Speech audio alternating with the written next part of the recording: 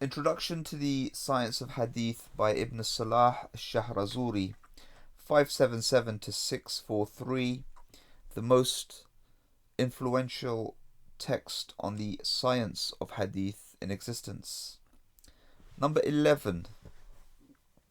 When one reliable transmitter relates a Hadith and the alleged teacher of the Hadith is consulted and he disavows it, the preferred way of viewing the situation is that the teacher is unambiguous in his disavowal, saying, "I did not relate it. He fathered a lie on me," or something similar to that.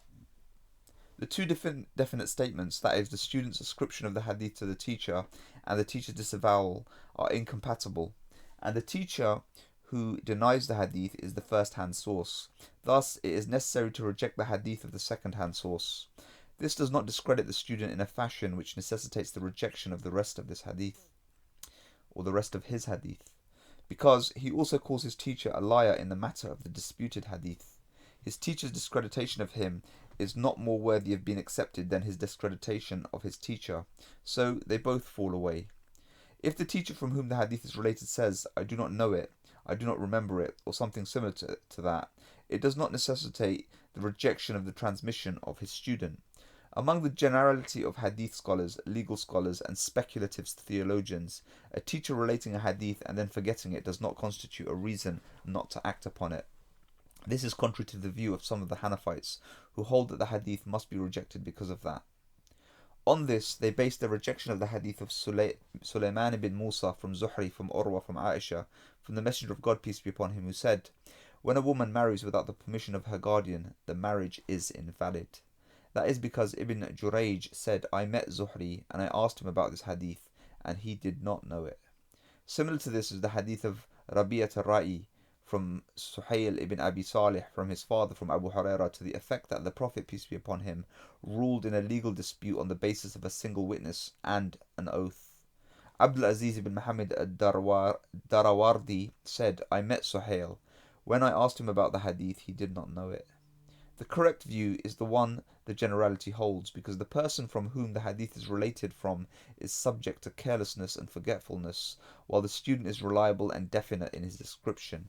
So his transmission should not be rejected because of the possibility that the teacher may not have taught the Hadith. For that reason, Suhayl used to say after that occurred, "Rabi'a transmitted to me from my father such and such." Indeed, many of the greatest scholars related a few Hadith which they subsequently forgot, and which they later transmitted from the students who had originally heard the Hadith from them. One of them used to say, "X transmitted to me from Y such and such." The expert al-Khatib collected the instances of this in his book, Akhbar man haddatha wa nasiya, stories of those who transmitted and forgot. Because a human being is susceptible to forgetfulness, some scholars, including Shafi'i, God be pleased with him, dislike transmitting from living people. Shafi'i said about Ibn Abdul Hakam, "Beware of relating Hadith from living transmitters. God knows best." Number 12. Those who take money for transmitting Hadith. In the view of some of the authorities in Hadith, this makes it impossible to accept a scholar's transmission. We heard from Ishaq ibn Ibrahim, that is, Ibn Rahawayh, was asked about the transmitter who teaches Hadith for money, and he said, "Hadith are not to be recorded from him." Something similar to that is also related from Ahmed ibn Hanbal and Abu Hatim al-Razi, Abu Nu'aym al-Fadl ibn Dukayn, Ali ibn Abdul Aziz al-Makki, and others were willing to make concessions in regard to taking compensation for teaching Hadith, and that is analogous to the situation regarding taking money for teaching the Quran and the like. However, traditionally, teaching Hadith for money has been seen as a defect of character, and it reflects badly on whoever does it, unless it is coupled with an excuse which removes the bad credit.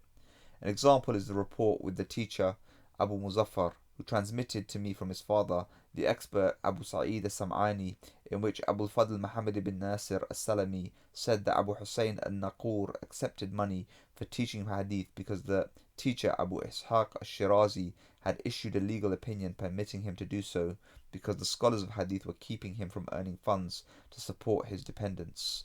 God knows best. 13. The transmission of someone who is known for laxity in hearing or teaching Hadith is not to be accepted. Examples are someone who is not bothered about sleeping in the audition sessions, or someone who teaches hadith without a sound collated text. Also of this stripe are those who are known for accepting prompting in the hadith. Furthermore, the relation of someone who has many anomalous and unfamiliar hadith may not be accepted. It is reported from Shu'bah that he said, anomalous hadith came only from anomalous men. The relation of someone who is known for extreme negligence in his transmissions may not be accepted when he does not transmit from a sound text. All of this undermines one's faith in a transmitter and his accuracy. It is reported that Ibn al-Mubarak, Ahmed ibn Hanbal, Abu Bakr al-Humaydi and others maintained that transmissions of someone who makes a mistake in a hadith become void, and he becomes unfit to have his hadith recorded if, when the mistake is explained to him, he does not recant but instead continues to insist on relating that hadith. There is some doubt about this. The practice is not reprehensible if it appears that it is merely a case of stubbornness on his part, or something similar. God knows best. In these recent times, people have turned away from taking into consideration the totality of the standards of the transmitters and teachers of hadith, which we have elucidated. They have not been bound by them in their transmissions on account of their inability to fulfill them at the level which their predecessors attained in the past. The reason for that is, as we explained in the beginning of this book, that the aim in using isnads ultimately goes back to the preservation of the special quality of this community and vigilance against the interruption of the continuity of the isnad. So, in regard to the aforementioned standards, let us take into consideration only those appropriate for attaining this aim in its barest form, and let it suffice to qualify a teacher that he be a Muslim, adult, of sound mind, and not manifestly wrong or stupid. In regard to this accuracy, let it suffice that one finds a documentation that he heard the text recorded in the handwriting of an unimpeachable individual, that he can relate from a text conforming to the text of his teacher. The hadith expert and jurist Abu Bakr al-Bayhaqi, God be pleased with him, said something like this earlier. He said, according to what we heard, that there has been an increase in the type of student who extensively attends the hadith classes of some of the transmitters of his time, who do not memorize their hadith, recite them properly from their books, or recognize what is recited to them when the original of their own edition is recited to them. He justified this on the basis that the hadith which have been established as sound, or which fall between soundness and sickness, have been recorded and written down in the comprehensive collections which the authorities in hadith put together. It is not conceivable that any of these hadith escape the attention of all of these authorities, even if it is possible that some of these hadith escape the attention of some of the authorities, because of the guarantee of the legislator, that is, the Prophet, that they will be preserved. Bayhaqi said, so today when someone brings a hadith unknown to all of these authorities, it may not be accepted from him. When someone brings a hadith known to them, then he is not alone in transmitting what he relates, and the proof value of his hadith is in actuality based on what is being related by the others.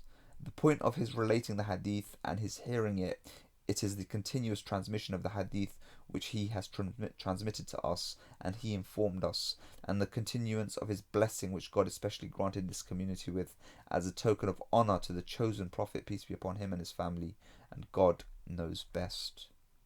15. Concerning the explanation of the terms of the practitioners of this discipline and what they employ in regards to personality criticism.